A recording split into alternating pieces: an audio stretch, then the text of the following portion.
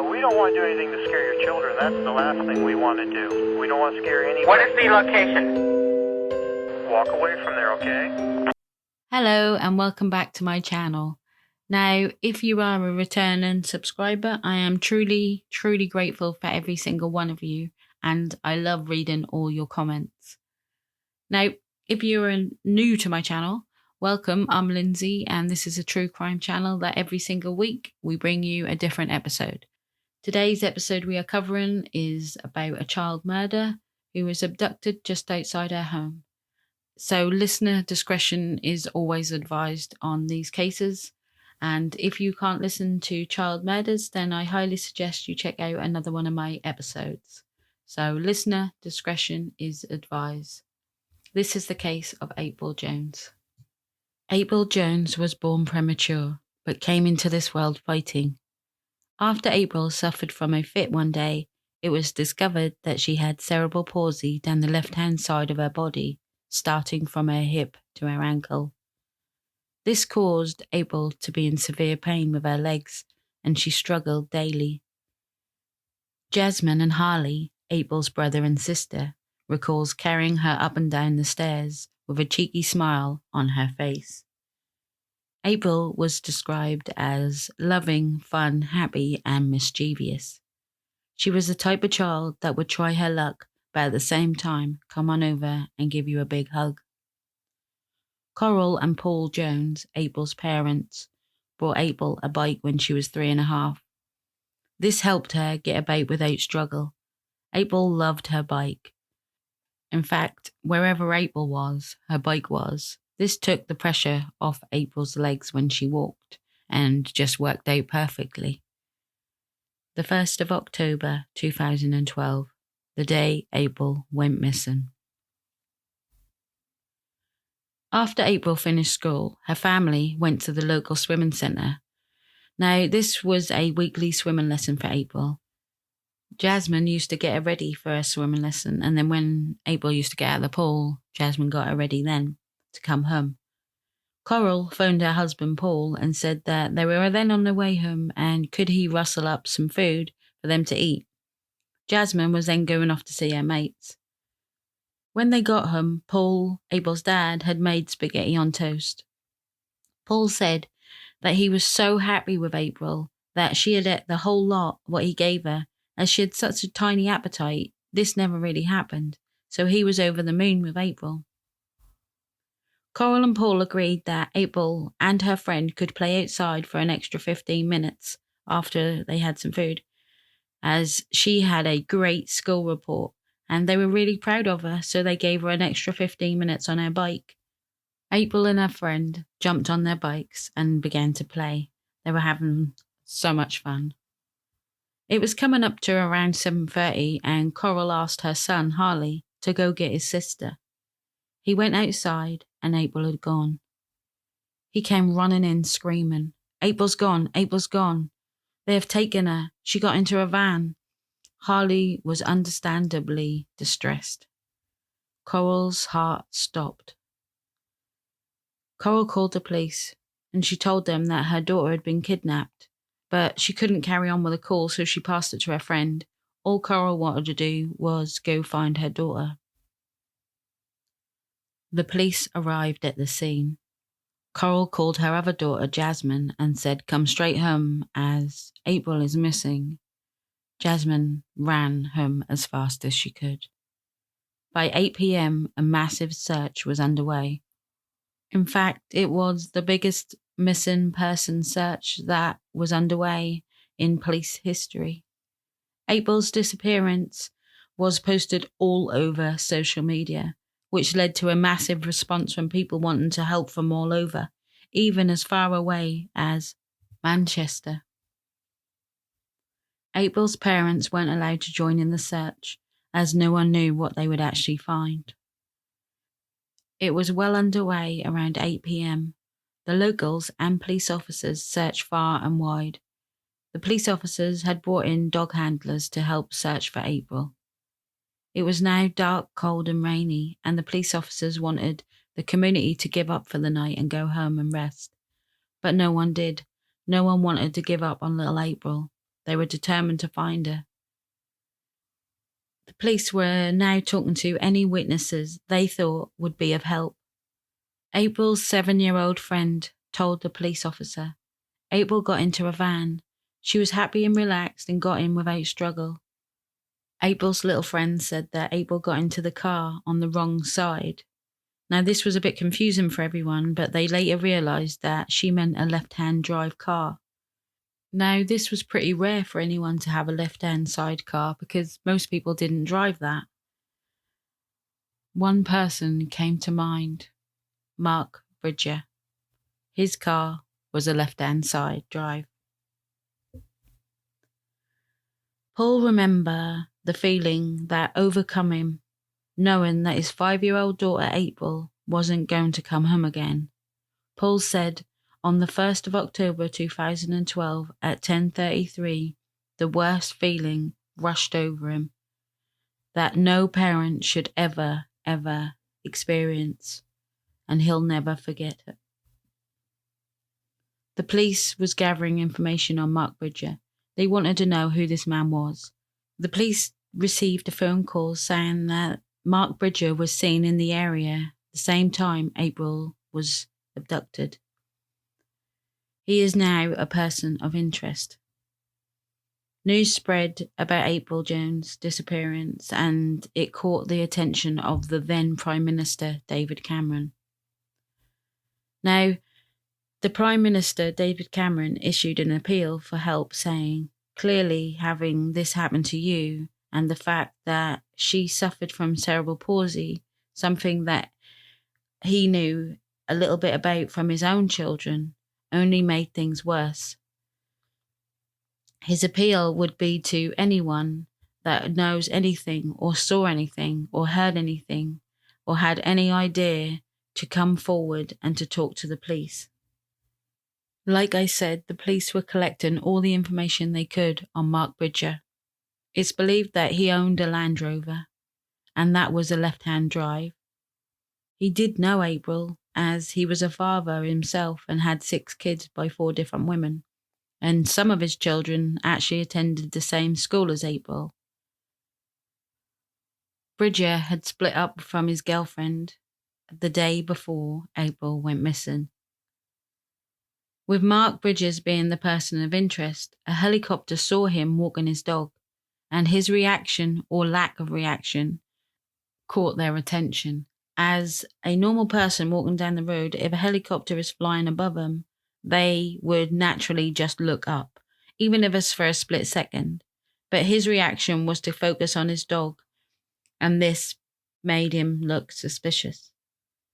The police went to Bridges' home at the cottage, a few miles from April's home herself. No one was home. Although Mark Bridger was a person of interest and they did go there to make an arrest, they also went there to see if they could find April Jones. As they entered the property, they saw the fireplace had a blazing fire on the go, and it was extremely hot in the cottage. They also noticed there was a strong scent of cleaning products. 2nd of October 2012.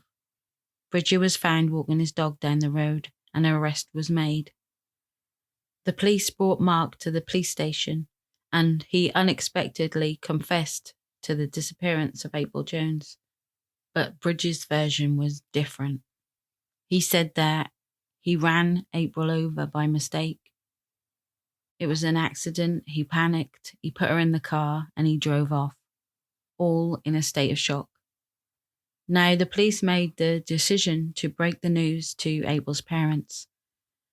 They had to tell her what no parent should ever hear, that they believe their daughter, April, is dead. The search carried on to find April's body. The police force deployed sniffer dogs to help with the search. Now, the police conducted an extensive forensic examination of Bridges' cottage. Forensics found bloodstains all over the cottage, especially near the fireplace and the bathroom. Although Bridger had actually tried to clean up after himself, he left just enough evidence behind. Forensic examinations was conducted on the cottage, They found bone fragments in the fire as well as blood splatters throughout the cottage. They found a large puddle of blood in front of the fireplace and was later explained to Paul, April's dad. When asked about this, the officers said that no child would ever get up from the amount of blood that was lost. Forensic experts conducted examinations on Bridger's Land Rover. Now, there was no signs of damage to the front of the bumper of his Land Rover or anywhere on the front of his car. They also found no trace of skin, blood, or hair on the passenger's seat, where Bridges said that he performed CPR on little April. Now, he did say that he changed his story a little bit, where he said that she was bleeding and he put her on a car. He later, once he was being interrogated, said that actually there was no blood from April and he had no blood. So he was constantly changing his story throughout. Coral and Paul knew they would never see April home again. They'd never see her ride a little bike. They'd never see her cheeky little grin. Paul said he put himself to bed that night and cried himself to silly. Coral did appear on TV 38 hours after April went missing, and she wanted anyone to come forward. She was hysterical, as you can imagine. Now, the police had found indecent images on Bridges' computer. The day before April went missing, he was searching online for naked 5-year-olds. He had a large amount of indecent images of children that was downloaded to his computer. He also had a cartoon on his computer that consisted of a child being sexually abused by an adult. The police found other images of children, photos of April herself and photos of her sister, Jasmine, on his computer. Now, it's believed that he got these photos off Facebook. He had tried to send Jasmine a Facebook request previously, but she actually refused it. Bridger had a fascination with child murderers as well. He actually had pictures of Holly Wells and Jessica Chapman on his computer as well as others. Bridger had been in trouble with the police before, but he didn't get in trouble for anything to do with children. That's why he wasn't on their radar. DNA was taken from Bridger. The bone fragments and the blood all matched April Jones's DNA found at the cottage. Bridger was charged with abduction and murder of April Jones. The police now put Bridger through intensive interrogation. The whole time, Bridger was very calm, controlled, and kept to his story. He said that he drove near April because his child had a parents' evening that night. He saw 2 little girls playing on their bikes. One had dark hair, and the other one he couldn't see anymore. As he pulled away in his Land Rover, he felt his car ride over something. And then, he said, he felt a bit sick. He got out of his car and see what had happened. He saw April laying on the floor. So he picked her up, put her in the passenger's side of his car, and performed CPR. He said that he went to do chest compressions on little April, and he noticed that one side of her chest was completely crushed. It was then that he panicked, drove off, and he claimed that he actually had been drinking a lot that day. And then with what happened to April, he completely forgot what he did next. He said he don't remember where he put April's body. He tried to tell the officers that he had been friends with actual Coral and Paul, and he tried to show emotion in his confessions. But if you listen to these confessions, there is no emotion in them whatsoever. It's a fake, shaky voice that is far from someone who just ran over and killed a 5-year-old child. It goes through details of where he went, what places he went to when she was in his car, and so on. And then he said that he was driving around and then he basically got home and realized that April's body wasn't in his car then. But this is just another one of his lies, because forensic examinations conducted show that she was at his cottage. He's classed as a very manipulative man.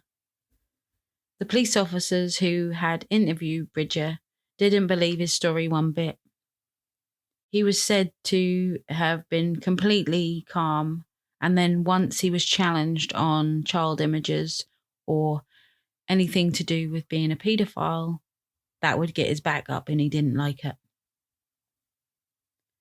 Mark Bridger's trial took place in April 2013. The police understood this was going to be covered by several different media outlets, as this coverage was huge already. Coral and Paul attended the trial. Bridger stuck to his original story, and he was cold and showed absolutely no remorse. Bridger stated that he don't have any memory where he put April's body. He had drank so much that day and panicked when he claimed to have run April over. Now, with all the evidence presented at the court, he tried to explain why he had several hundred indecent images of children. He said that he had them to explain to his own children about puberty and how their body would change from a small child to a growing teenager. Although they didn't have April's body, they did have numerous amount of evidence showing Bridger's in the area of the time of the abduction. Bridger confessed to running April over, and CCTV placing Bridger from April's last whereabouts to then travelling to his cottage.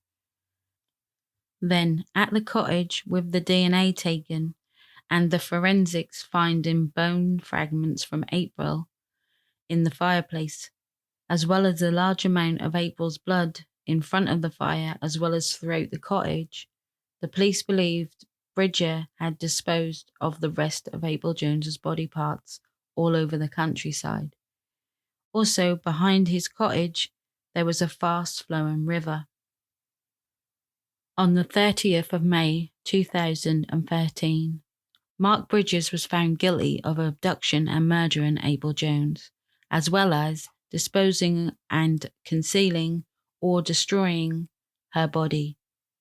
He was sentenced to a whole life sentence and would never be able to be released. Now, a few years later, Coral and Paul, not only did they still have to deal with the murder of their baby girl, they also had to deal with Paul, April's dad. He had suffered from a brain tumour, which is believed to have started from a cold sore. Paul was in hospital and asked Coral why April hasn't come to see him. He had no recollection of what had happened to April, and Coral and Paul had to relive the nightmare again. Coral had to sit and tell her husband what had happened. Paul did recover from his brain tumour, but as you can imagine, this family has just been through enough. Now, as for Mark Bridger, when he was in custody, he actually had to be kept isolated and supervised in case he was a danger to himself or others would try to harm him. Now, Mark Bridges had his face slashed from his cheek to his chin from an inmate, and the inmate was hoping by attacking Bridger that it would lead him to tell where April's body was being held. Mark Bridges didn't say nothing. Coral and Paul have campaigned for tougher sentences for those who are convicted of a sex offence against children, and they also want internet providers to restrict indecent images of children. Once they are actually on the sex offenders list, they want them to be placed on there for life and not just for several years. Now, this law is now called and passed as April's Law. April's funeral took place on the 26th of September 2013. The whole town gathered to pay respects to April Jones. Mark Bridges' cottage was bought by the Welsh Government in November 2014 and demolished. Thank you so much for listening to today's episode. Please don't forget to subscribe to my channel, and if you can, recommend me to all your friends. It really does help. If you have any recommendations, leave them in the comments below. Have a lovely week, you guys. Bye-bye. No one wants to go to jail for things.